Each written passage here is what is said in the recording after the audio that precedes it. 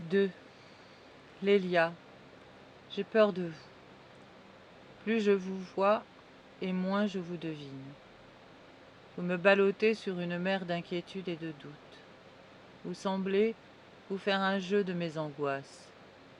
Vous m'élevez au ciel et vous me foulez aux pieds.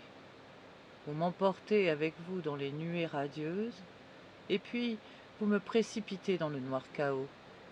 Ma faible raison succombe à de telles épreuves. Épargnez-moi, Lélia. Hier, quand nous nous promenions sur la montagne, vous étiez si grande, si sublime, que j'aurais voulu m'agenouiller devant vous et baiser la trace embaumée de vos pas.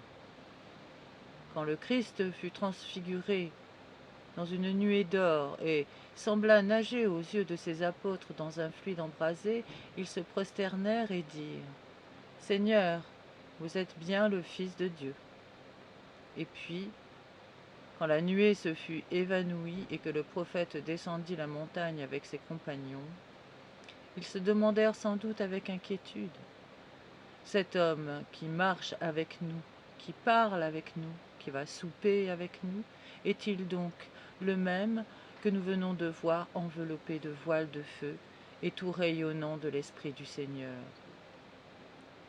Ainsi fais-je avec vous, Lélia, à chaque instant, vous vous transfigurez devant moi, et puis vous dépouillez la divinité pour redevenir mon égal. Et alors je me demande avec effroi si vous n'êtes point quelque puissance céleste, quelque prophète nouveau, le Verbe incarné encore une fois sous une forme humaine, et si vous agissez ainsi pour éprouver notre foi et connaître parmi nous les vrais fidèles. Mais le Christ, cette grande pensée personnifiée, ce type sublime de l'âme immatérielle, il était toujours au-dessus de la nature humaine qu'il avait revêtue. Il avait beau redevenir homme, il ne pouvait se cacher si bien qu'il ne fut toujours le premier entre les hommes. Vous, Lélia, ce qui m'effraie, c'est que, quand vous descendez de vos gloires, vous n'êtes plus même à notre niveau. Vous tombez au-dessous de nous-mêmes. Et vous semblez ne plus chercher à nous dominer que par la perversité de votre cœur. Par exemple, qu'est-ce donc que cette haine profonde, cuisante, inextinguible que vous avez pour notre race? Peut-on aimer Dieu comme vous faites et détester si cruellement ses œuvres? Comment accorder ce mélange de foi sublime et d'impiété endurcie, ces élans vers le ciel et ce pacte avec l'enfer? Encore une fois, d'où venez-vous, Lélia? Quelle mission de salut ou de vengeance accomplissez-vous sur la terre? Hier, à l'heure où le soleil descendait derrière le glacier, noyé dans des vapeurs d'un rose bleuâtre, alors que l'air tiède d'un beau soir d'hiver glissait dans vos cheveux, et que la cloche de l'église jetait ses notes mélancoliques aux échos de la vallée, alors, Lélia, je vous le dis, vous étiez vraiment la fille du ciel. Les molles clartés du couchant venaient mourir sur vous et vous entourer d'un reflet magique. Vos yeux, levés vers la voûte bleue où se montraient à peine quelques étoiles timides, brillaient d'un feu sacré. Moi, poète des bois et des vallées, j'écoutais le murmure mystérieux des eaux. Je regardais les ondulations moelleuses des pins faiblement agités. Je respirais le suave parfum des violettes sauvages qui, au premier jour tiède qui se présente, au premier rayon de soleil pâle qui les convie, ouvrent leur calice d'azur sous la mousse desséchée. Mais vous ne songiez point à tout cela, ni les fleurs, ni les forêts, ni le torrent n'appelaient vos regards. Nul objet sur la terre n'éveillait vos sensations. Vous étiez tout au ciel. Et quand je vous montrai le spectacle enchanté qui s'étendait sous nos pieds, vous me dites en élevant la main vers la voûte éthérée, « Regardez cela. » Oh, Lélia, vous soupiriez après votre patrie, n'est-ce pas? Vous demandiez à Dieu pourquoi il vous oubliait si longtemps parmi nous, pourquoi il ne vous rendait pas vos ailes blanches pour monter à lui? Mais, hélas, quand le froid qui commençait à souffler sur la bruyère nous eut forcés de chercher un abri dans la ville, quand, attirés par les vibrations de cette cloche, je vous priais d'entrer dans l'église avec moi et d'assister à la prière du soir. Pourquoi, Lélia, ne m'avez-vous pas quitté? Pourquoi, vous qui pouvez certainement des choses plus difficiles, n'avez-vous pas fait descendre d'en haut un nuage pour me voiler votre face? Hélas, pourquoi vous ai-je vu ainsi, debout, le sourcil froncé, l'air hautain, le cœur sec? Pourquoi ne vous êtes-vous pas agenouillé sur les dalles moins froides que vous? Pourquoi n'avez-vous pas croisé vos mains sur ce sein de femme que la présence de Dieu aurait pu remplir d'attendrissement ou de terreur? Pourquoi ce calme superbe et ce mépris apparent pour les rites de votre culte? N'adorez-vous pas le vrai Dieu, Lélia?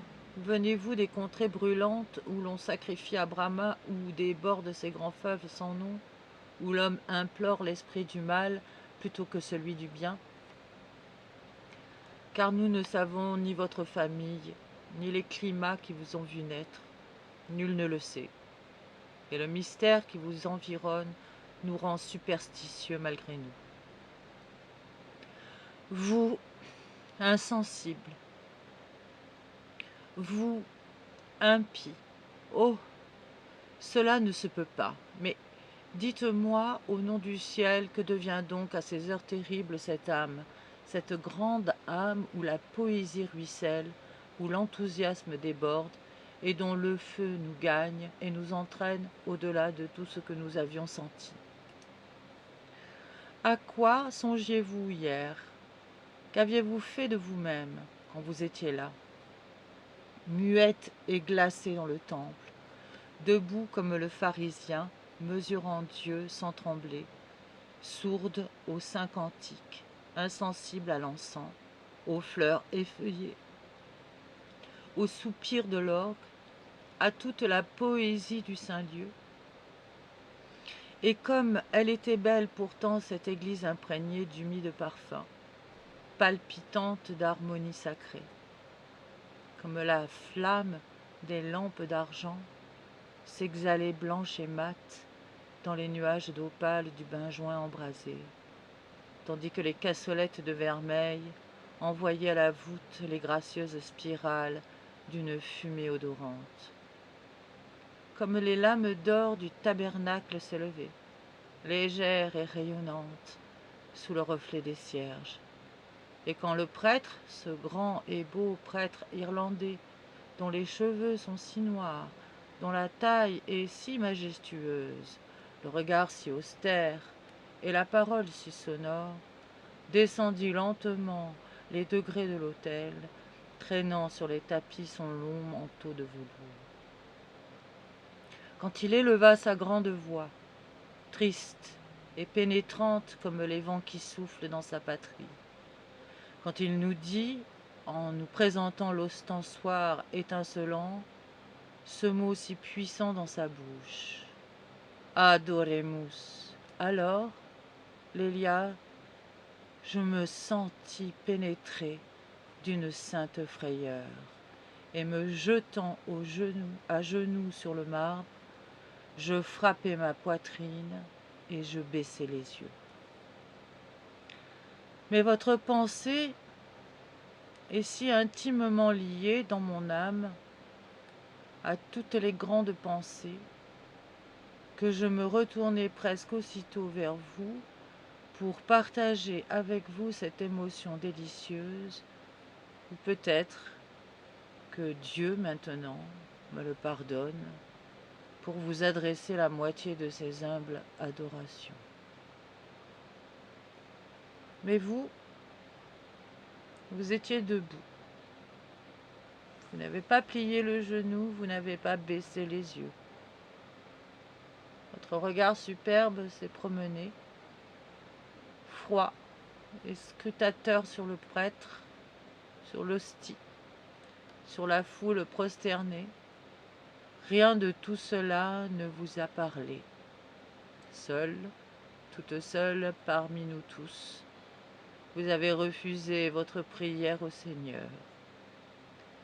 Seriez-vous donc une puissance au-dessus de lui? Eh bien, Lélia, que Dieu me le pardonne encore, pendant un moment, je l'ai cru, et j'ai failli lui retirer mon hommage pour vous l'offrir. Je me suis laissé éblouir et subjuguer par la puissance qui était en vous. Hélas, il faut l'avouer, je ne vous vis jamais aussi belle. Pâle comme une des statues de marbre blanc qui veillent auprès des tombeaux, vous n'aviez plus rien de terrestre.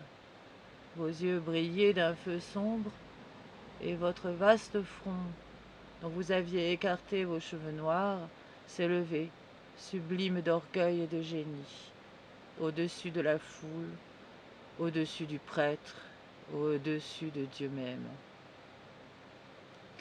Cette profondeur d'impiété était effrayante et, à vous voir ainsi toiser du regard l'espace qui est entre nous et le ciel, tout ce qui était là se sentait petit. Milton vous avait-il vu, quand il fit si noble et si beau le front foudroyé de son ange rebelle? Faut-il vous dire toutes mes terreurs? Il m'a semblé qu'à l'instant où le prêtre debout, élevant le symbole de la foi sur nos têtes inclinées, vous vit devant lui, debout comme lui, seul avec lui, au-dessus de tous, oui. Il m'a semblé qu'alors son regard profond et sévère, rencontrant votre impassible regard, s'est baissé devant lui. Il m'a semblé que ce prêtre pâlissait, que sa main tremblante ne pouvait plus soutenir le calice et que sa voix s'éteignait dans sa vaste poitrine. Est-ce là un rêve de mon imagination troublée, ou bien un effet, en effet l'indignation a-t-elle suffoqué le ministre du Très-Haut lorsqu'il vous a vu ainsi résister à l'ordre émané de sa bouche? Ou bien, tourmenté comme moi par une étrange hallucination, a-t-il cru voir en vous quelque chose de surnaturel, une puissance évoquée du sein de l'abîme ou une révélation envoyée du ciel?